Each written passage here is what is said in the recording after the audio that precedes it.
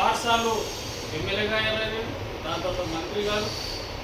సుదీర్ఘమైన అనుభవం ఉన్న ఒక రాజకీయ పండితుడు నరసింహన్న గారు.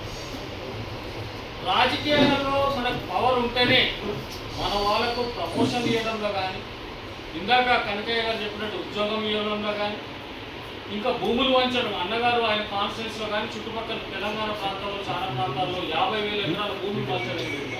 ఎట్లా పంచిండు? చిన్నలు మాదిగా ఉంటే తెచ్చగలుగుతున్నా.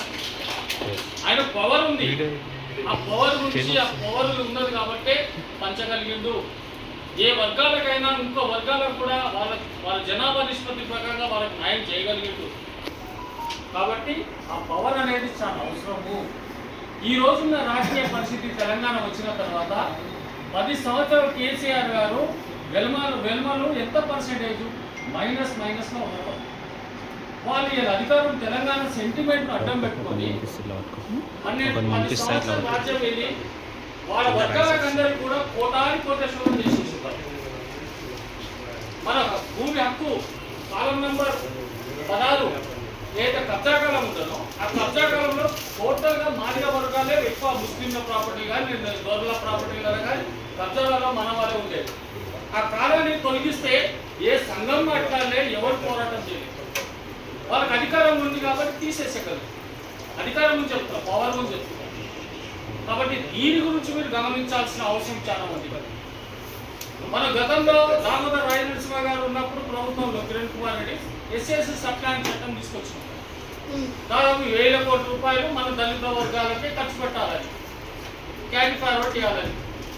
ఆ చట్టాన్ని ఎక్కడ నిర్వీర్యం చేసిరు, ఎవరు అమలు చేసిరు అని పవర్లు ఉన్నారు కాబట్టి నామకే వస్తే అప్పుడప్పుడు బిస్కెట్ చాయ్ మీటింగ్లు పెట్టి మమ్మ అనిపించి పేపర్లు ఇచ్చేసి వెళ్ళిపోయేవాళ్ళు. ఎక్కడైనా బడ్జెట్ కేటాయించారా? ఎందుకంటే పవర్ వాళ్ళ దగ్గర ఉంది కాబట్టి వాళ్ళు ఇష్టానుసారంగా చేయగలరు. అదే మనం ఇవాళ ఏ పార్టీతో మనం ఏమంటాం, రాజకీయ పార్టీ పెట్టలేము. కేవలము ఇవాళ మన యొక్క పార్టీలలో మన యొక్క జనాభా నిష్పత్తి ప్రకారంగా మా వాటా ఏంది, మీ ఓట్లు వేయడానికే మేము పుట్టినమా, మీ సేవలు వేయడానికే పుట్టినమా, మీరు చదువుకున్నాం, విద్యావంతులు ఉన్నాం, రాజకీయ మేధస్తుంది, మీరు ఊర్లలో మీరు లీడ్ చేసే ఒక శక్తివంతుల రాజకీయ శక్తి ఉంది మాకు. కానీ మమ్మల్ని మా శక్తిని మీరు ఓర్వలేక మమ్మల్ని నిర్వీర్యం చేస్తున్నారు.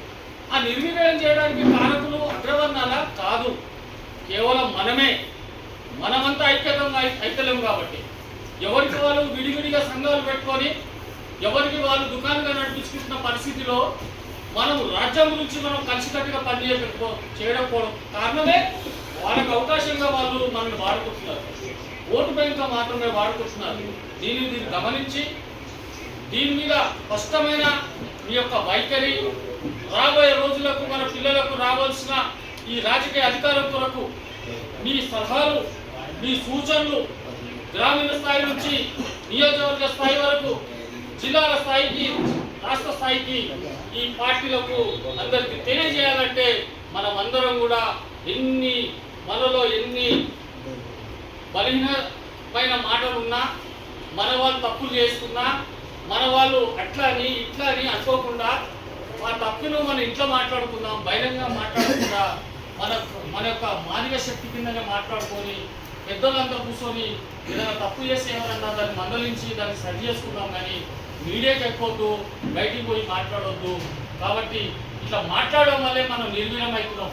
ఇవాళ ఎంఐఎం పార్టీని మీరు ఆదర్శంగా తీసుకోవాల్సిన అవసరం ఉంది. ఎంఐఎం పార్టీ దాదాపు 70 సంవత్సరాల కింద దావస్థలంలో పుట్టిన పార్టీ అంచెలంచెలుగా ఎదిగి భారతదేశంలో అన్ని రాజకీయ పార్టీలు శాసించే స్థాయిలో వాళ్ళు ఎదిగిరంటే వాళ్ళని చూసి నేర్చుకోవాల్సిన బాధ్యత మాదిగ జాతికి ఉందని సర్వేగా మనం చేస్తూ ఉన్నారు. అన్నగారు చెప్తా ఉంటారు, పవన్ కళ్యాణ్ నిన్న రాక మొన్న సినిమాలలో డబ్బులు ఇస్తే వాళ్ళు పూట గడవని పరిస్థితిలో వాళ్ళు రాజకీయంలోకి వస్తే వాళ్ళ కాకులంతా కూడా ఒక్కటయ్యి ఇలా ఉప ముఖ్యమంత్రి చేసుకొని ఇన్ని సీట్లు గెలవాలి అంటే ఆ కులాన్ని అడ్డం పెట్టుకునే వాళ్ళు గెలిచారని ఈ తెలుగు రాష్ట్రంలో మనం ఆదర్శంగా తీసుకోవాల్సిన అవసరం ఉంది. గతంలో కమ్యూనిస్ట్ పార్టీలలో మనోళ్ళు ఉన్నారు, బీఎస్పీ పార్టీలలో మనోళ్ళు రాజ్యాధికారం నుంచి పనిచేస్తున్నారు. కానీ ఏమైంది? ఆ శక్తి అంతా నిర్వీర్యం అయింది. ఎందుకు అయిందంటే మనలో ఐక్యత లేదు.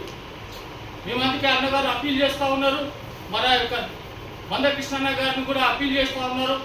కావాలంటే నిన్నే ముఖ్యమంత్రి చేస్తామయ్యా, నువ్వు దయచేసి రా. ఇంకా మిగతా సంఘాల వాళ్ళకు కూడా చెప్తా ఉన్నాం, మీ సంఘాలుగా మీరుంటే నిర్వీర్యం అవుతున్నాం. మాదిక శక్తిగా ఒక రాజకీయ శక్తిగా ఎదిగితే మనం ఈ రాజకీయ పార్టీలన్నీ కూడా మనతో బేరసారాలు చేసి స్టేరింగ్ చేసే అవకాశం ఉంటుంది. రేపు ఇన్ని సీట్లు రేపు ఖచ్చితంగా 19 సీట్లు ఉన్నాయి. 19 సీట్లలో 50,000 కన్నా తక్కువ లేరు మన జనాభా. అరే మనము అంత జనాభా ఉండి ఒక 2 కులాలను కలుపుకుంటే మనమే అక్కడ ఎమ్మెల్యే అవుతాం, అక్కడ మనమే మంత్రి అయ్యే అవకాశం ఉంది.